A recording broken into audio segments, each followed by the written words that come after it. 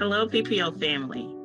On behalf of the African American Business Resource Group and as your diversity and inclusion leader, we wanted to take a moment to commemorate, honor, and celebrate the life and legacy of Dr. Martin Luther King Jr. Our aspiration is to foster a workplace where there is an appreciation of differences that make us uniquely who we are, and built upon a foundation of interconnected entities that help the company achieve its purpose. And that's what we expect. It is our hope that today's presentation inspires you to self-reflect on how Dr. King's legacy still lives on today. We also hope that you learn how his legacy and how his work has impacted the lives of people. And then we hope that you are encouraged where you can be a champion for change in the future. As you are aware, we recently added Martin Luther King Day to our list of paid holidays, and we are excited to bring to you a short presentation of an intimate conversation with one of our local pillars of the community, who grew up in the segregated South, who had to take the literacy test to earn their right to vote, and who taught at Thelma University during the time of the Montgomery bus boycott that led to the dreadful Bloody Sunday. It is with great pleasure that I introduce to you Mrs. Thelma Herb Brooks, who is also my mother. Welcome, Mommy. Thank you, Monica, for having me. Well, I just want to tell you thank you in advance for agreeing to this session today and for taking the time to share your story with the PPL family about how Dr. King's legacy lives on today. So speaking of his legacy in the pursuit of civil rights, how does that resonate with you and your life experiences? Martin Luther King's legacy and pursuit for civil rights really resonates deeply within my spirit, because I had the opportunity to meet him and be in several meetings with him, and also to be on the march with him from Selma to Montgomery. My first job was, after graduating college, was at a Baptist college in Selma, Alabama, called Selma University. I was able to be near the churches that he would frequent for his meetings of planning and organizing the march. So I attended those meetings, and it was just the instructions that he gave, how he would tell us to be nonviolent, how he would relate how Jesus was, and how Jesus wanted us to have the same rights as everybody else. But to do that, we would have to be nonviolent to convince people to accept us. So Martin Luther King would often teach us how to understand our Constitution. And he would look, what resonates really deeply within me is another understanding for the preamble to the Constitution, which says that we hold these truths to be self-evident, that all men are created equal, and that we were endowed by our Creator who created us all equally, who has no respect to persons, and that we might have these rights to life, the right to liberty, and the right to the pursuit of happiness. So I gained or garnered a new meaning for that gave me courage. So I would say that courage resonated in my spirit so much that I would stand up, even though I might have been afraid, but to be courageous to stand and continue to go to the meetings, to be prepared to do the march, so that we could become registered voters. Awesome. So tell me more about that day. Um, I know, it's infamously known as Bloody Sunday. And given you were in Selma and in close proximity, I know you weren't on the bridge of Bloody Sunday. Um, but tell me more about that day and what your experiences were, what you saw, and the impact that that Bloody Sunday had on you. I lived in Foster Hall, which was the freshman dormitory that faced Lapsley Avenue at Selma University. I lived in that hall because that was part of my salary.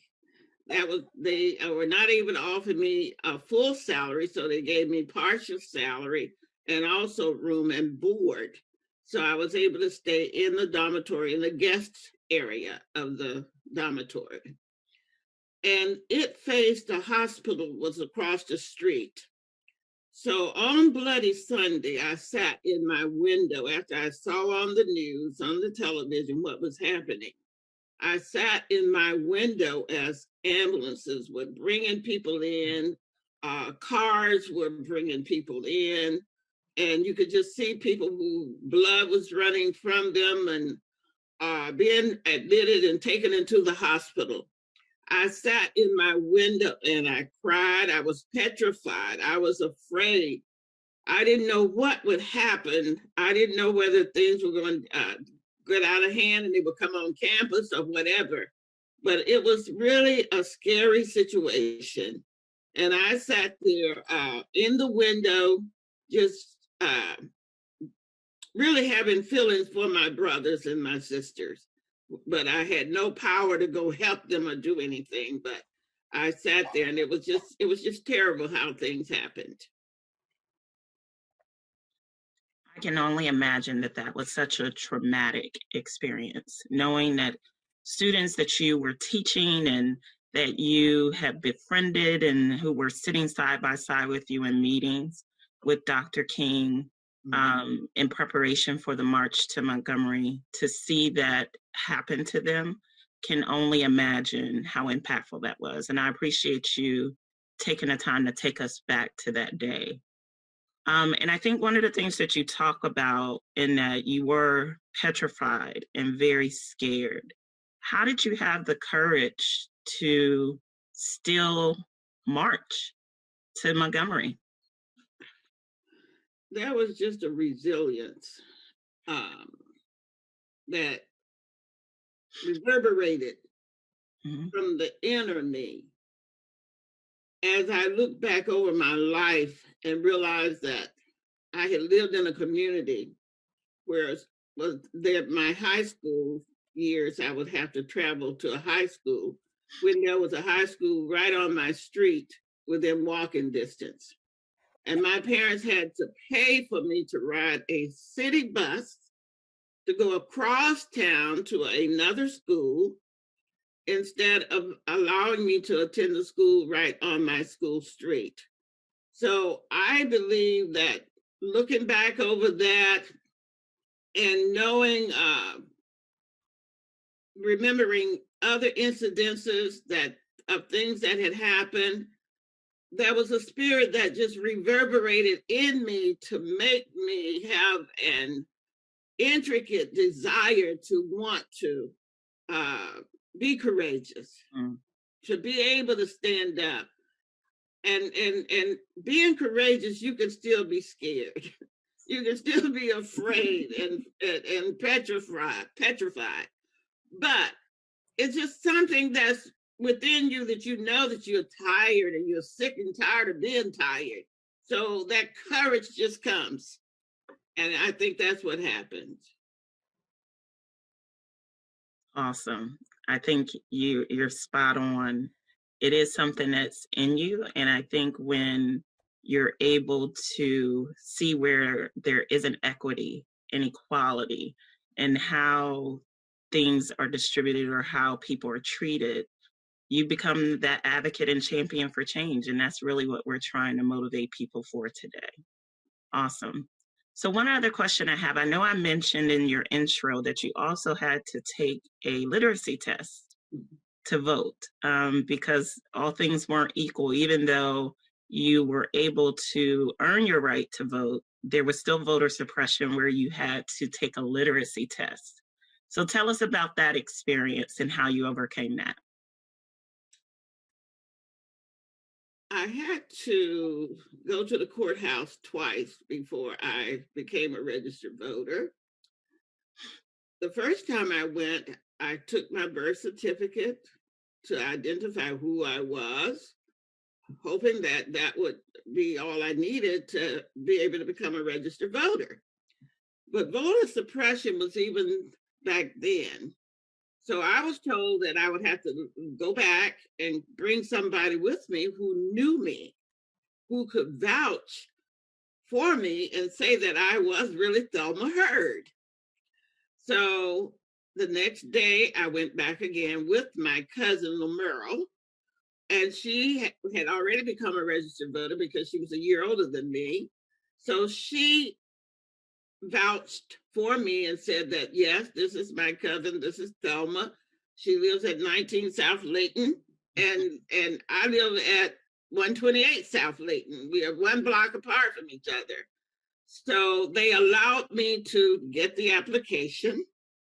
I took the application, started to fill it out. It had a lot of questions on there that you wouldn't even think that you would have to answer to become a registered voter.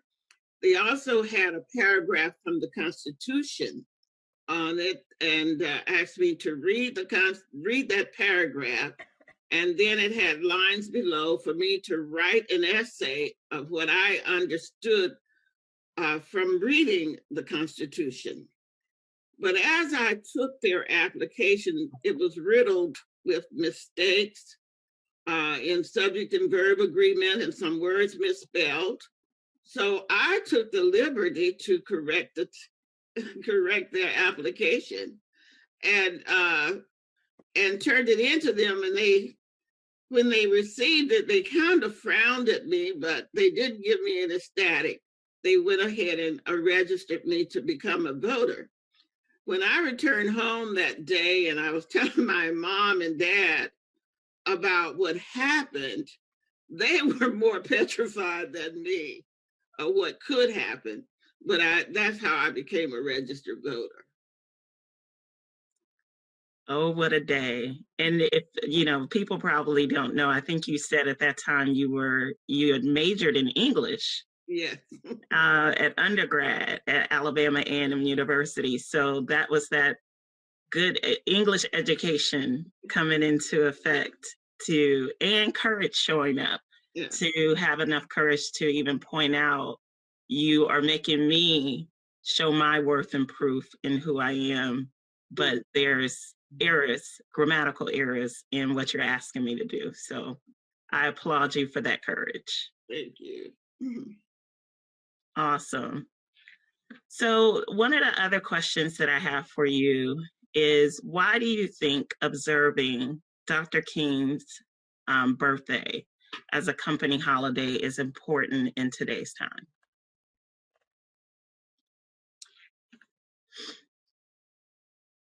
Why not? I say, why not? Mm-hmm. And I say that simply because it can be a method of educating persons who don't know what other contributions that have been made. Because when you celebrate Martin Luther King, you celebrate other minorities. And I think it's a good way to, in corporate settings, in work settings, to educate people who might not have had any experience with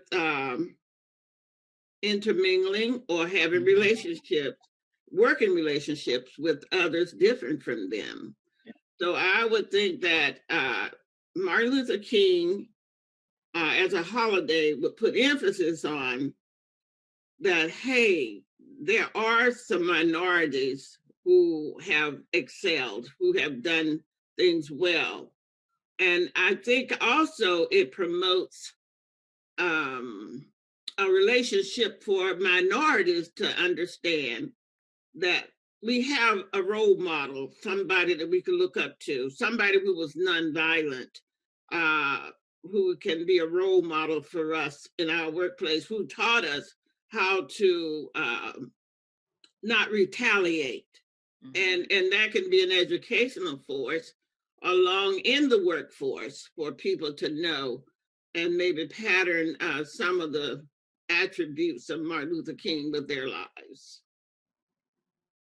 Awesome. Well, this has been a great experience for me. And again, I just want to tell you thank you as my mother for teaching me about courage and for always inspiring me to have a voice and to speak up for what's right, and also to be an advocate for those who are disenfranchised or who may be taken advantage of. So I just thank you for your candid expressions today and going back through memory lane to really express and share with us the true meaning of Dr. King's legacy, what it's meant to you, and how it's impacted your life. And through Dr. King, it's impacted my life as well, because you have been a true example. So thank you. Thank you for having me.